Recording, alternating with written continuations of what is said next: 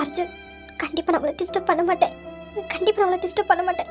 ஏன்னா நான் இமையாக பேசின வார்த்தைகள் அவ்வளோ கொடூரமானது. அவளை எப்படியெல்லாம் பேசிப்பேன். சின்ன இருந்து என் கூட தான் இருக்கா. நானே அவளை புரிஞ்சுக்கலையே, நம்பலையே. அதை பார்த்துட்டு நீ தான் பண்ணியிருப்பேன்னு நானே எல்லா பழியும் தூக்கி அவன் மேலே போட்டேன். பரவாயில்ல அர்ஜுன், நான் காத்திருப்பேன், உங்களுக்காக காத்திருப்பேன். நேத்ரா நீ புரிஞ்சது கூட நான் புரிஞ்சுக்கலையே. உன் கூட சின்னதுலேருந்தே இருக்கேன். சொல்லப்போனால் அதிகமாக நீ என் கூட தான் இருந்திருக்க. ஆனால் நானே ஒரு புரிஞ்சுக்கலையே. எத்தனையோ வாட்டி சாச்சனா நீயாவது நம்புன்னு என்கிட்ட வந்து கேட்ட. ஆனால் நீ சொல்கிறதையும் நான் கேட்கல. உன்னை நான் நம்பவும் இல்லையே. சாரி இமையா, உங்ககிட்ட மன்னிப்பு கேட்க கூட எனக்கு தகுதி இல்லை. அதனால தான் உங்ககிட்ட இன்னும் வந்து பேசாமல் இருக்கேன். ஏன்னா நான் அந்த தகுதியை இழந்துட்டேன். சாச்சனா, இங்கே பாரு சாச்சனா, சொல்கிறேன்னு தப்பாக எடுத்துக்காத. இந்த நேரத்தில் வந்து குத்தி காமிக்கிறாளேன்னு நினைக்காத. நான் உங்ககிட்ட அப்போவே விளக்குனேன், நீ கேட்கவே இல்லை. வார்த்தையால் அண்ணியை காயப்படுத்திக்கிட்ட. இப்போ அர்ஜுன், அண்ணி நீ எந்த அளவுக்கு காயப்படுத்தினியோ அந்த அளவுக்கு இப்போ அர்ஜுன் உன்னை காயப்படுத்திருக்காங்க. எதுவுமே பேசலை, ஒரே ஒன்றே சொன்னாங்க, இப்போதைக்கு கல்யாணம் வேண்டாம், இப்போதைக்கு நம்மளோட கல்யாணம் பண்ண வேண்டான்னு. அதே உன்னால் தாங்க முடியாமல் உட்காந்து அழுதுட்டுருக்க. நீ அன்னைக்கு என்னென்ன பேசுன மறந்துட்டியா? ருத்ராணி தான் ஏதோ அறிவில்லாமல் அவங்க பேசுகிறாங்கன்னு. அதுக்கு நீயும் ஆமாம் அப்படியே தான் இருக்கணும் நீயும் பேசுகிற. உன் கூட தானே அண்ணி இருந்தாங்க, உனக்கு தெரியாதா? நேத்ராணிக்கும் இவன் அன்னைக்கும் ஆகவே ஆகாது. ஆனால் நேத்ராணி எவ்வளோ புரிஞ்சு வச்சுருக்காங்க. நீ ஏன் சாச்சனா புரிஞ்சுக்கல? அந்தளவுக்கு உன்னை காவியை மாற்றிருக்கா. சொல்லு, உனக்கு சுயமாக சிந்திக்கிற மூளையே இல்லையா? தப்புதான் தப்புதான் அஞ்சலி, தப்புதான்.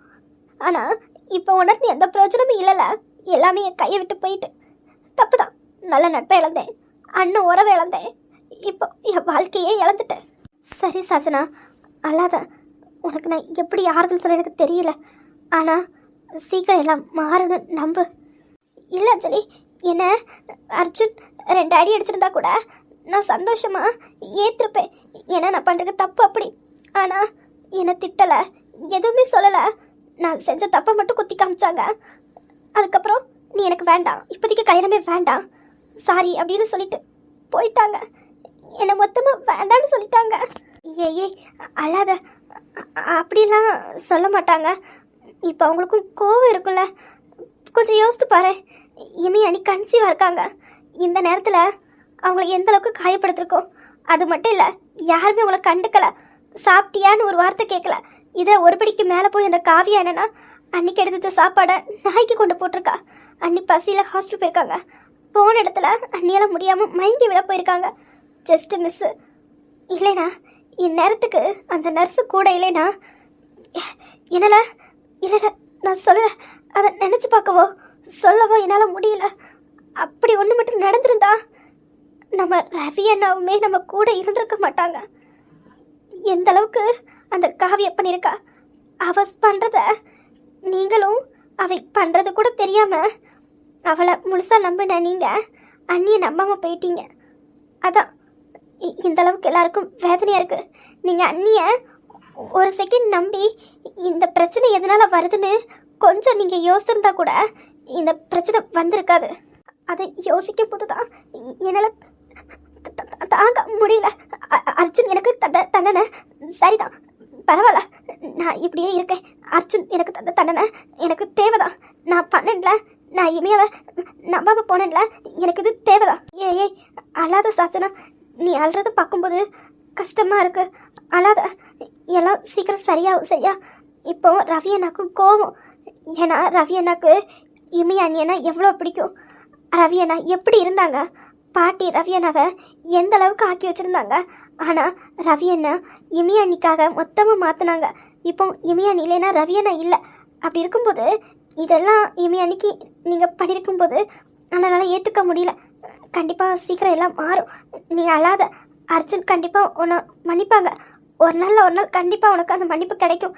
நீ பண்ண தப்பு உணர்ந்துட்ட, கண்டிப்பாக உனக்கு அந்த மன்னிப்பு கிடைக்கும். நீ இப்போதைக்கு அழாத. ஒன்றும் இல்லை, அழாதடி. இல்லை அர்ஜுன் என்ன மன்னிக்காம போனாலும் பிரச்சனை இல்லை. அர்ஜுன் சந்தோஷமாக இருக்கணும். நான் எந்த டிஸ்டர்புமே பண்ண மாட்டேன். நான் பண்ணது தேவைதான் எனக்கு. நான் காவியா கூட சேர்ந்து இனியால் எந்த அளவுக்கு, அதுவும் ஒரு படி மேலே போய் நான் அந்த வார்த்தையை சொல்லியிருக்க கூடாதுல்ல. சாச்சனா, நீ அந்த வார்த்தையை பேசிக்க கூடாது. ஆயிரமே உன்னோட ஃப்ரெண்டாக இருந்தாலும் உன்னோட மூத்த அண்ணன் பொண்டாட்டிய ரெண்டாவது அண்ணன் கூட ரொம்ப தப்பு, ரொம்ப ரொம்ப தப்பு சாச்சனா. நீயும் சரி, ருத்ராணியும் சரி, வார்த்தையை நெருப்பு மாதிரி கொட்டிட்டீங்க. கண்டிப்பாக அதை அள்ள முடியாது. ஆனால் நீ இப்போ அழுதும் எந்த பிரயோஜனமும் இல்லை. ஏன்னா எதுவும் மாற போகிறது இல்லை. நீங்கள் பேசின வார்த்தைகள் இல்லைன்னு ஆக போகிறது இல்லை. அப்படி இருக்கும்போது நீ அழுது எதுக்கு? வேண்டாம், அழாத. ஆனால் எல்லாம் சீக்கிரம் மாறும் அப்படின்னு நம்பு சாச்சனா. நம்பிக்கையே இரு. கண்டிப்பாக அர்ஜுனுக்கும் உனக்கும் கல்யாணம் நடக்கும். ஏன்னா இமையானி அப்படியெல்லாம் உன் கல்யாணத்தையும் அர்ஜுனன கல்யாணத்தையும் நிப்பாட்ட விட மாட்டாங்க. கண்டிப்பாக அவங்களுக்கு தெரிஞ்சவங்க கோவம் படுவாங்க அவங்க அண்ணா மேலேயே. ஆனால் அவங்களுக்கு கொஞ்சம் டைம் கொடுப்போம். ஏன்னா அவங்களும் அதுலேருந்து வெளியே வரணும்ல. அவங்க மனசையே சுக்குநூறாக நம்ம உடைச்சிட்டோம். அது கொஞ்சம் கொஞ்சமாக தான் சரியாகும். ஏன்னா உடஞ்ச கண்ணாடியை ஒட்டினாலும் அதில் இருக்க அந்த தடம் இருக்க தானே செய்யும். அதனால கொஞ்ச நாளைக்கு அன்னைக்கு டைம் கொடு. கண்டிப்பாக உனக்கும் அர்ஜுனுக்கும் கண்டிப்பாக சீக்கிரம் கல்யாணம் நடக்கும். ஆனால் கொஞ்ச நாள் டைம் கொடு. எதையும் யோசிக்காத. நீ செஞ்ச தப்ப உணர்ந்துட்ட. ஆனால் ஒன்று, காவியாவை எப்படி வச்சு பழி வாங்கலான்னு மட்டும் இப்போ யோசி. இப்போ உட்காந்து நீ அழுதுட்டு இருக்காத. காவியா கூட அவளுக்கு அவள் லைனில் போவி அவளை வச்சு செய்யணும். அவளுக்கு திருப்பி அடிக்கக்கூடாது. நம்ம செய்கிறது அவளுக்கு மறக்க முடியாத அளவுக்கு ஏன்டா இதெல்லாம் பண்ணோம், நம்ம நல்லா இருந்த குடும்பத்தை கெடுத்துட்டோம்னு நொந்து சாகணும். அவெல்லாம் இந்த வீட்டில் இருக்கவே தகுதி இல்லாத நாய். அவளை எப்படி வச்சு செய்யலான்னு மட்டும் யோசி. இல்லை, அவளுக்கு தனியாக வேற பிளான் வச்சுருக்கேன். அவள் ரூட்டில் போய் அவளுக்கு ஜால்ரா தட்டுற மாதிரி தட்டி தான் அவளை புதக்குழியில் விழ வைப்பேன். அவள் தோண்ட அந்த புதக்குழியில் இனியால் விழ வைக்க மாட்டேன். அவளைதான் விழ வைப்பேன். விழ வைக்காம நான் ஓய மாட்டேன். அந்த கோவியால் யாரும் இல்லாமல் நட்டு தெருவில் நிப்பாட்டலை நான் சாச்சனை இல்லை.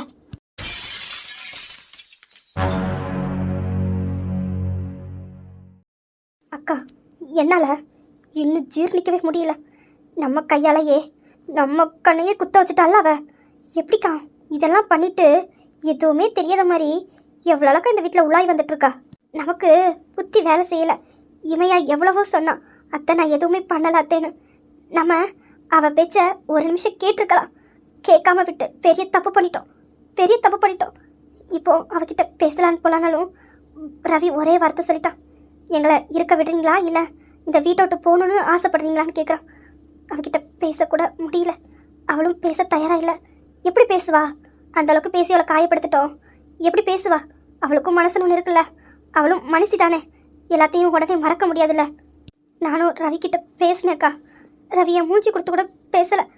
சித்தின்னு பேசுகிறவன் இப்போ என் மூஞ்சி பார்க்கவே அவனுக்கு பிடிக்கல. அவனுக்கு பேச விருப்பமே இல்லை. நானும் ரொம்ப கம்பல் பண்ண வேண்டாம், தப்பு நம்ம மேலேன்னு அமைதியாக வந்துட்டேன். இப்போ ஃபீல் பண்ணி எந்த பிரயோஜனமே இல்லை. அப்போவே இமையாக சொன்னான், நான் எதுவுமே பண்ணலத்தன்னு. நம்ம நம்பியிருந்தோம்னா இந்த அளவுக்கு பிரச்சனை வந்திருக்காது.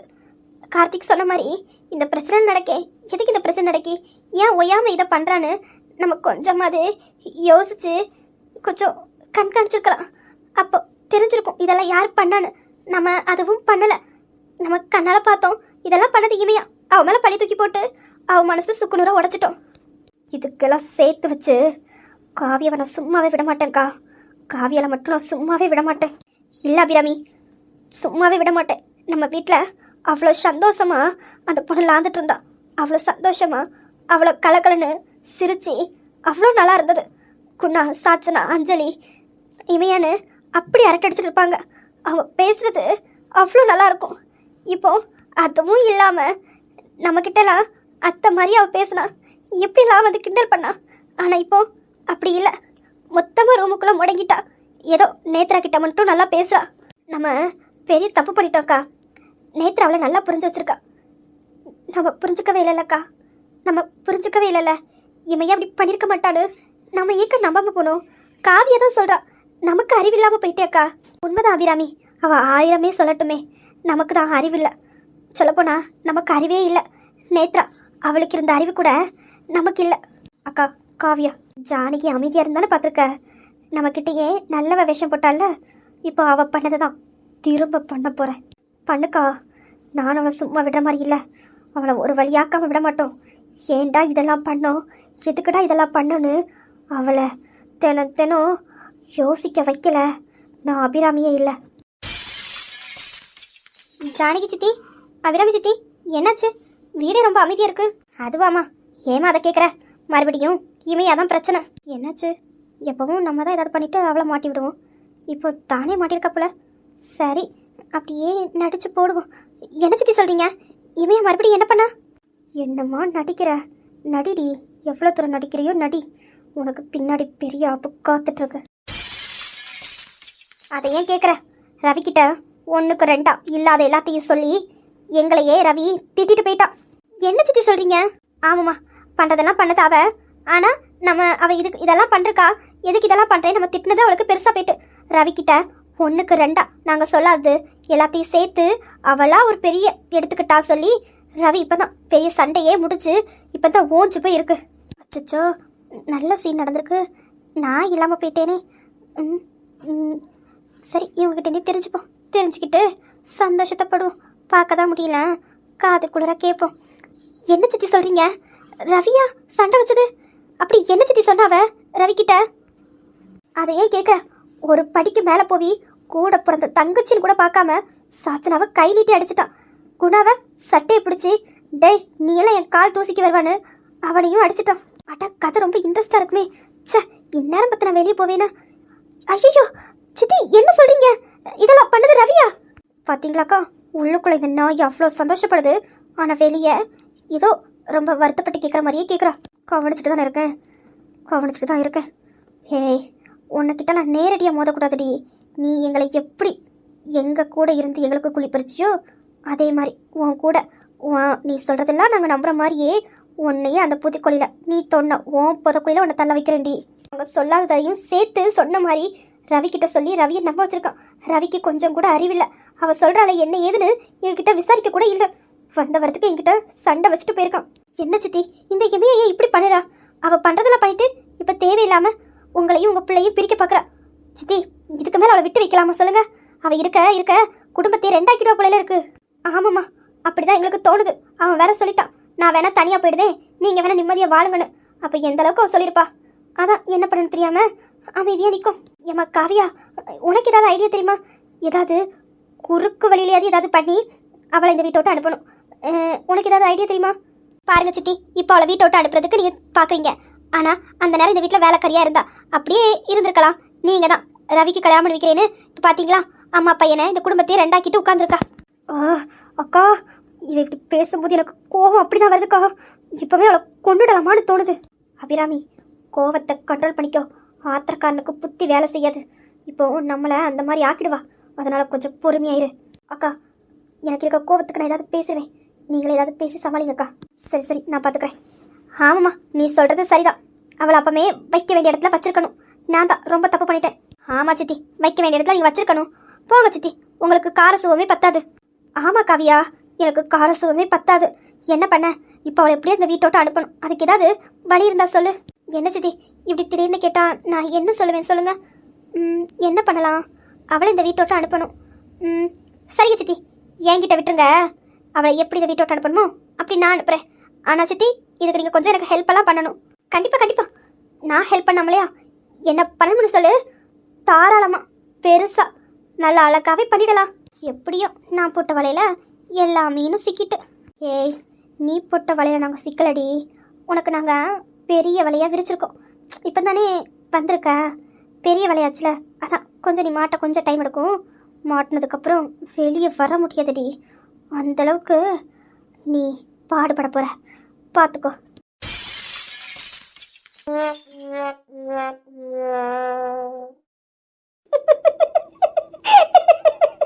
உனக்கு சிரிப்பாக இருக்கலடி, பொடி.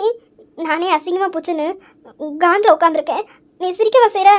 இல்லை நேத்ரா, அதான் மகேஷ் லேப்டாப்பில் ஒர்க் பண்ணிட்டு இருக்கான்னு தெரியும்ல. லேப்டாப்பை மூடிட்டு கிஸ் பண்ணியிருக்கலாம்ல. அது ஏன் லேப்டாப்பு கரெக்டாக இல்லை, அதை நீ கிஸ் பண்ணுற மாதிரி திருப்பி வச்சுட்டு அவ்வளோ சிறப்பு பண்ணிட்டு இருக்கீங்க. அதை நினைக்கும் போது சிரிப்பாக இருக்கு. நான் என்ன கனவா கண்டேன் லேப்டாப்பில் அவங்க ஃப்ரெண்ட்ஸு கூட வீடியோ காலில் பேசிட்டு இருப்பாங்கன்னு. நான் ஏதோ ஒர்க் பண்ணிட்டு இருக்காங்கன்னு நினச்சி போன ஸ்பீடுக்கு கிஸ் பண்ணிட்டேன். அது கடைசியில் பார்த்தா அவங்க ஃப்ரெண்டு எவ்வளோ பப்பி சேம் ஆயிட்டு தெரியுமா? சரி நேத்ரா, நான் கேட்குறேன்னு தப்பாக எடுத்துக்காத. நீ தான் ஏதோ ஒரு ஸ்பீடில் போய் மகேஷை கிஷ் பண்ணிட்ட. மகேஷுக்கு தெரியும்ல அவன் ஃப்ரெண்ட்ஸ் எல்லாரும் வீடியோ காலில் இருக்காங்கன்னு. அவனுமா எதுவும் சொல்லலை. அது ஒரு ஃப்ராடு. சரி, நான் தான் கிஸ் பண்ண போகிறேன்ல, வீடியோ காலில் இருக்காங்கன்னு ஒரு வார்த்தை சொல்ல வேண்டியதானே? அதுவும் நான் கொடுக்குறத ஈனி இழிச்சிட்டு வாங்கிட்டு எனக்கு கம்பெனி கூட தந்துச்சு தெரியுமா? நேத்ரா, நீ இப்போ என்ன சொன்ன? மகேஷ் அவங்க கம்பெனி தந்தானோ? நீ கிஸ் பண்ணா வேற அவன் என்ன பண்ணுவான்? சிரிக்காதடி, நானே கடுப்புல இருக்கேன் பப்பி சேம் ஆயிட்டுன்னு. சாரி நேத்ரா, நான் சிரிக்கல.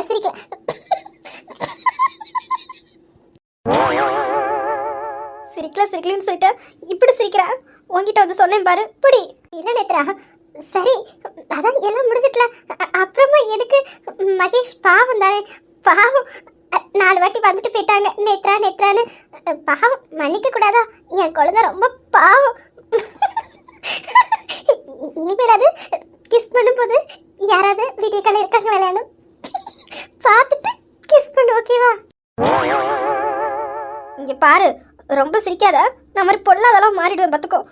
ஏற்கனவே கட்டுப்புல இருக்கு, நீ சிரிச்சுட்டே இருக்க. சரி விடு நேத்ரா, வாழ்க்கையில சில பல அடிகள் விழதான் செய்யும். உனக்கு கொஞ்சம் பழமா விழுந்திருக்கு. சரி விடு, பார்த்துக்கலாம். மகேஷ் பாவம். அதுவா சரியான ஒரு ஃப்ராடு. மொத்தமா வாங்கிட்டு அப்புறமா சொல்லுது, ஐயோ நேத்ரா வீடியோ காலை கட் பண்ண மறந்துட்டேன்னு.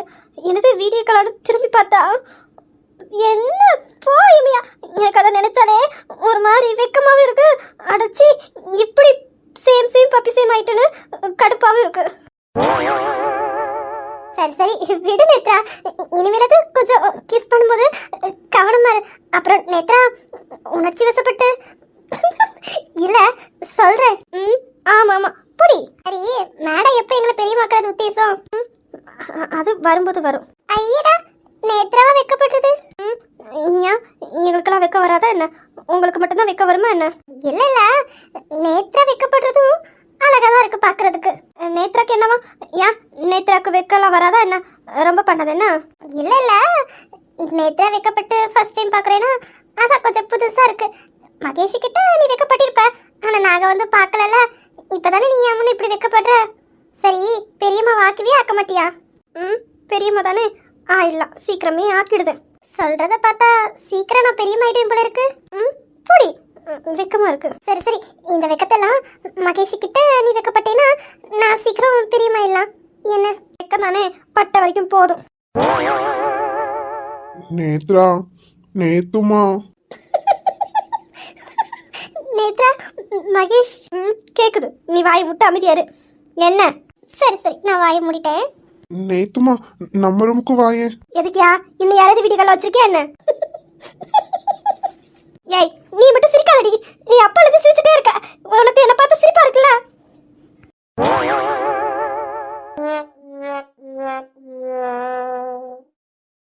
என்ன மகேஷ், சிரிப்பெல்லாம் பழமா இருக்கு. இதுக்கு எங்க வந்த? உன்னை யார் இப்ப உள்ள கூப்பிட்டா? போய் வெளிய. நல்ல மரியாதை. நேத்துமா, அது வந்து நேத்து நீ எங்க இருக்கியோ அங்கதானே நான் இருக்க முடியும். மகேஷ், செட் ஆகல. இன்னும் பெர்ஃபார்மன்ஸ் அதிகமா இருக்கணும். அப்பதான் நேத்ரா வருவா. நேத்ராவாகும். கொஞ்சம் நல்லா பெர்ஃபார்மன்ஸ் பண்ணு. இப்ப பாருங்க, நீ நேத்துமா, நேத்து டார்லிங். யோ அவ சிரிச்சிட்டு இருக்கா. நீ என்ன ஐயோ காமெடி பண்ணிட்டு இருக்கா? லூசு போயா. ஆனா மகேஷ், உனக்கு தெரியுமா எவ்வளவு பெரிய வில்லி தெரியுமா நேத்ரா? ஆனா நேத்ராவையே காமெடி பீஸ் ஆக்கின ஒரே ஆளு நீதான்டா. இதுக்காகவே உனக்கு ஒரு பெரிய அவார்டு தரணும்டா. போங்க, நீ எனக்கு ஒரே வெக்கமா இருக்கு. ஆமா உங்களுக்கு வெக்கமா இருக்கும். வெக்கமே இல்லாம ஒன்ஸ் மோர் போலாமா நேத்ரான்னு கேட்டவங்க தானே. அது நீயா வந்து கொடுத்தியா? நல்லா இருந்தது. டேஸ்ட் வேற எவ்வளவு நல்லா இருந்தது தெரியுமா? அதான் ஒன்ஸ் மோர் போலாமான்னு கேட்டேன். ஆமா நல்லா தான் இருக்கும். ஆளை பாரு, இதுக்கு முன்னாடி நான் தராத மாதிரியே ரொம்ப சீன் போடு. போயா. என்ன அப்படி பாக்குற? இல்ல, நான் இங்க ஒத்தி உங்க ரெண்டு பேருக்கும் நடுவுல தான் உட்கார்ந்திருக்கேன். என்ன பேசிட்டு இருக்கீங்க? ஒழுங்கு மரியாதை உங்க ரூம்ல போய் எதுவா இருந்தாலும் பேசிக்கோங்க. பேசுற பேச்சு பாரு, போங்க ரெண்டு பேரும். சாரிடி. போடி, சிரிக்கிறத பாரு. Sorry sorry. பேசுற பேச்சு பாரு. எதுவா இருந்தாலும் உங்க ரூம்ல போய் எதுவா இருந்தாலும் பாத்துக்கோங்க. இங்க வச்சா ரெண்டு பேருக்கும் விவஸ்தே இல்ல. அண்ணி இப்போ தான் கொஞ்சம் சந்தோஷமா இருக்காங்க. நேத்ரா, சத்தியமா சொல்றேன்டி, நீ இந்த அளவுக்கு மாறி இருக்க. உன்னை மாத்துவேன்னு எனக்கு தெரியும். ஆனா இந்த அளவுக்கு நீயா மாறி இருக்க பாரு. உண்மையிலே இந்த விஷயத்துல நான் ரொம்ப கொடுத்து வச்சுருவேன். உன்ன மாதிரி ஒரு பொண்டாட்டி யாருக்குமே கிடைச்சிருக்காது. நான் ரொம்ப அதிர்ஷ்டசாலி தான். காலரை தூக்கி விட்டுட்டு சொல்லுவேன், என் பொண்டாட்டி நேத்ரான்னு. ஒன்னும் தெரியாத மாதிரி பேசாதடி. நீயும் ரவியும் என்னென்ன பண்ணுவீங்கன்னு எனக்கு தெரியும். என்னடி ரிவெஞ்சா? உன்னை நான் சொன்னேன்னு இப்ப நீ என்ன சொல்லி காட்டுறியா? ஆமாடி, ரிவெஞ்ச் தான். நான் நேத்ரா. நான் இமையா வருமா பொண்டாட்டி. நான் மகேஷ் பொண்டாட்டி நேத்ரா. இப்படி பேசிட்டு இருந்தா எப்படி? யாரோட பொண்டாட்டி பெருசுன்னு அடிச்சு காமிங்க. வருமா? என்னென்ன நிப்பாட்டிட்டீங்க? மகேஷ் பொண்டாட்டி பெருசா இல்ல இந்த ரவிவர்மாவோட பொண்டாட்டி பெருசான்னு அடிச்சு காமிங்க. நாங்க பார்க்க ரெடியா இருக்கோம். இல்லையாடா மகேஷ்? ஆமாண்ணா, நீங்க சொல்றது சரிதான். என்ன நீ நேத்ரா, அண்ணன் சொன்ன மாதிரி யாரோட பொண்டாட்டி பெருசுன்னு அடிச்சு காமிங்க. இமையா எப்படி பத்தியா? நேக்கா நம்ம ரெண்டு பேரும் கோத்து விடுறாங்களாம். இப்ப நம்ம ரெண்டு பேரும் இங்க முடியறாத்து சண்டை போடணும். அதை அவங்க ரெண்டு பேரும் பார்த்து ரசிக்கணும். அதான் அடிச்சு காமிக்க சொல்றாங்க. அடிச்சிடலாமா இமையா? அடிச்சிடலாமே. வருமா, கொஞ்சம் தள்ளி இங்க வரீங்களா? குழந்தைனரே, நீங்க நேத்ரா கிட்ட போங்க. இம்ச, ஒரு முக்கியமான அர்ஜென்ட் வேலை, நான் வரேன். எனக்கும் தான். ஒரு ஸ்டெப் எடுத்து வச்சீங்க, அவ்வளவுதான். ஜீரு கூட்டுக்குள்ள சொர்க்கம் இருக்கு. அட சின்ன சின்ன அன்பில் தானே ஜீவன் இன்னும் இருக்கு. பட்டாம்பூச்சி கூட்டத்துக்கு வட்டாயதுக்கு